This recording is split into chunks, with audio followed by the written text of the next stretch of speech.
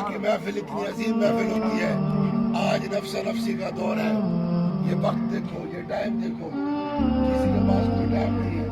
ہر دل میں صرف دولت ہے، ہر دل میں صرف دنیا ہے، ہر دل میں بغض ہے، عداوت ہے، دشمنیاں ہیں، پیار نہیں ہے، محبت نہیں ہے، طریقہ نہیں ہے، سلوک نہیں ہے، ایک دوسرے سے اتفاق نہیں ہے، ایمان پر دوستی کسی کی نہیں ہے. سب کی دوستی دنیا داری پر ہے.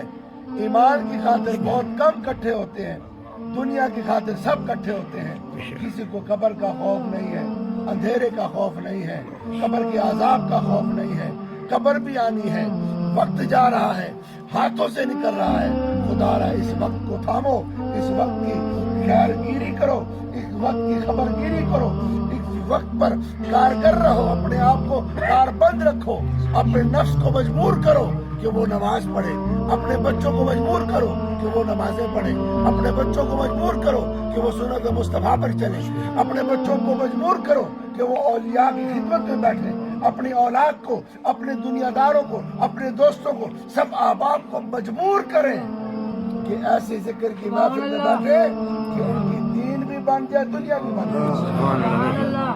آج اسی چیز کی ضرورت ہے، کبھی اسی چیز کی ہے. سب کچھ بندہ خوشی کے ساتھ اپلائی کرتا ہے، مگر جب بات دین کی آتی ہے گھبرا جاتا ہے. میرے نبی پاک صلی اللہ علیہ وسلم نے فرمایا، اگر میں تمہیں بتا دوں، بخاری شریف کی حدیث ہے، اگر تمہیں بتا دوں کہ قبر میں تمہارے ساتھ کیا ہوگا تو تم مردہ دفنانا چھوڑ دو گے.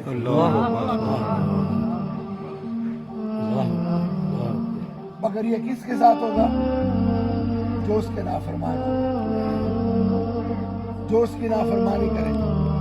یہ کس کے ساتھ ہوگا؟ جس کے سینے میں حضور کی محبت نہیں ہوگی. یہ کس کے ساتھ ہوگا؟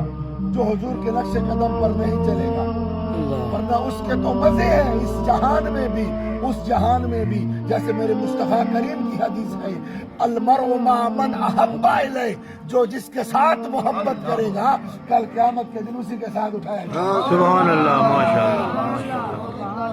الحمدللہ ہم لوگ جو ہیں، اگر ہماری کچھ نہ کچھ ساکھ بچی ہوئی ہے، کچھ نہ کچھ کہوں گا، کچھ نہ کچھ کہوں گا، اگر کچھ نہ کچھ ساکھ بچی ہوئی ہے تو وہ حضور کی محبت ہے. بے شک، سبحان اللہ. اللہ تعالیٰ ہمیں، ہمارے بچوں کو، ہماری اولاد کو حضور کے نقش قدم پر چلنے کی توفیق عطا فرمائے. آمین. حضور کی محبت نصیب فرمائے.